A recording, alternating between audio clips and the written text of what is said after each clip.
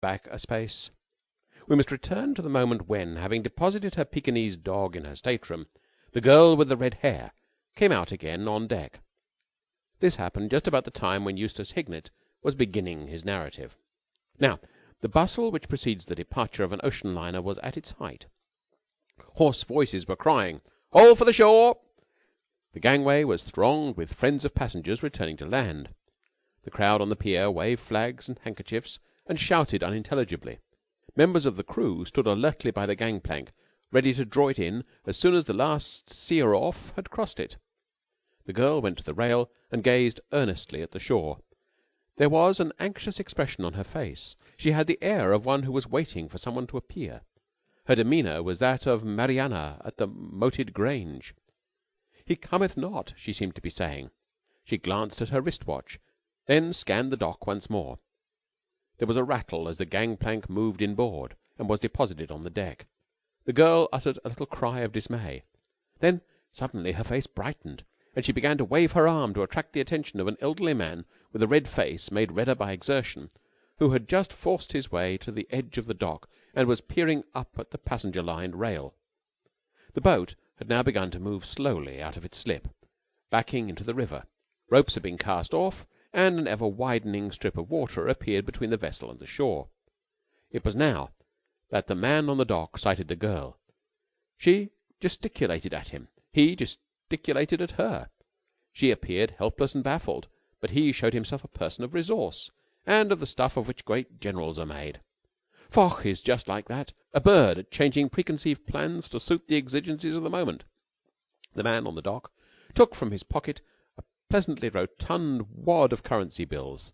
He produced a handkerchief, swiftly tied up the bills in it, and backed to give himself room, and then, with all the strength of his arm, he hurled the bills in the direction of the deck. The action was greeted by cheers from a warm-hearted populace. Your New York crowd loves a liberal provider. One says that the man hurled the bills in the direction of the deck, and that was exactly what he did. But the years had robbed his pitching arm of the limber strength which, 40 summers back, had made him the terror of opposing boys' baseball teams. He still retained a fair control, but he lacked steam. The handkerchief with its precious contents shot in a graceful arc towards the deck, fell short by a good 6 feet, and dropped into the water, where it unfolded like a lily, sending $20 bills, $10 bills, $5 bills, and an assortment of ones floating over the wavelets. The cheers of the citizenry changed to cries of horror. The girl uttered a plaintive shriek. The boat moved on. It was at this moment that Mr. Oscar Svensson, one of the thriftiest souls who ever came out of Sweden, perceived that the chance of a lifetime had arrived for adding substantially to his little savings. By profession, he was one of those men who eke out a precarious livelihood by rowing dreamily about the waterfront in skiffs. He was doing so now, and as he sat meditatively in his skiff, having done his best to give the liner a good send-off by paddling round her in circles, the pleading face of a $20 bill peered up at him. Mr. Svensson was not the man to resist the appeal. He uttered a sharp bark of ecstasy, pressed his derby hat firmly upon his brow, and dived in. A moment later he had risen to the surface and was gathering up money with both hands. He was still busy with this congenial task when a tremendous splash at his side sent him under again, and rising for a second time, he observed with not a little chagrin that he had been joined by a young man in a blue flannel suit with an invisible stripe. "Svensk!" exclaimed Mr. Svensson, or whatever it is that natives of Sweden exclaim in moments of justifiable annoyance. He resented the advent of this newcomer. He had been getting along fine, and had had the situation well in hand. To him, Sam Marlowe represented competition, and Mr. Svensson desired no competitors in his treasure-seeking enterprise. He travels, thought Mr. Svensson, fastest who travels alone.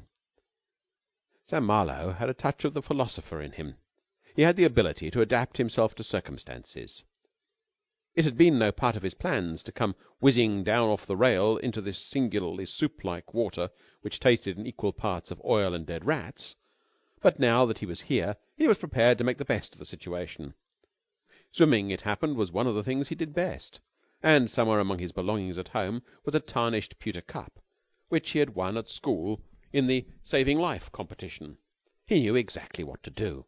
You get behind the victim and grab him firmly under his arms, and then you start swimming on your back. A moment later, the astonished Mr. Swenson, who, being practically amphibious, had not anticipated that anyone would have the cool impertinence to try and save him from drowning, found himself seized from behind and towed vigorously away from a $10 bill which he had almost succeeded in grasping. The spiritual agony caused by this assault rendered him mercifully dumb, though, even had he contrived to utter the rich Swedish oaths which occurred to him, his remarks could scarcely have been heard, for the crowd on the dock was cheering as one man. They had often paid good money to see far less gripping sights in the movies. They roared applause. The liner, meanwhile, continued to move stodgily out into mid-river. The only drawback to these life-saving competitions at school, considered from the standpoint of fitting the competitors for the problems of after life, is that the object saved on such occasions is a leather dummy. And of all the things in this world, a leather dummy is perhaps the most placid and phlegmatic. It differs in many respects from an emotional Swedish gentleman, 6 foot high and constructed throughout of steel and india rubber, who is being lugged away from cash, which he had been regarding in the light of a legacy. Indeed, it would not be hard to find a respect in which it does not differ. So far from lying inert in Sam's arms and allowing himself to be saved in a quiet and orderly manner, Mr. Swenson betrayed all the symptoms of one who feels that he has fallen among murderers. Mr. Swenson, much as he disliked competition, was ready to put up with it, provided it was fair competition. This pulling your rival away from the loot so that you could grab it yourself, thus shockingly had the man misinterpreted Sam's motives, was another thing altogether, and his stout soul would have none of it. He began immediately to struggle with all the violence at his disposal. His large, hairy hands came out of the water and swung hopefully in the direction where he assumed his assailant's face to be. Sam was not unprepared for this display. His researches in the art of life-saving had taught him that your drowning man frequently struggled against his best interests, in which case, cruel to be kind, one simply stunned the blighter. He decided to stun Mr. Swenson, though, if he had known the gentleman more intimately and had been aware that he had the reputation of possessing the thickest head on the waterfront, he would have realized the magnitude of the task. Friends of Mr. Swenson, in convivial moments, had frequently endeavored to stun him with bottles, boots, and bits of lead piping, and had gone away depressed by failure. Sam, ignorant of this, attempted to do the job with clenched fist, which he brought down as smartly as possible on the crown of the other's derby hat. It was the worst thing he could have done. Mr. Swenson thought highly of his hat, and this brutal attack upon it confirmed his gloomiest apprehensions. Now, thoroughly convinced that the only thing to do was to sell his life dearly, he wrenched himself round, seized his assailant by the neck, twined his arms about his middle, and accompanied him below the surface. By the time he had swallowed his first pint and was beginning his second, Sam was reluctantly compelled to come to the conclusion that this was the end. The thought irritated him unspeakably. This, he felt, was just the silly, contrary way things always happened. Why should it be he who was perishing like this? Why not Eustace Hignett?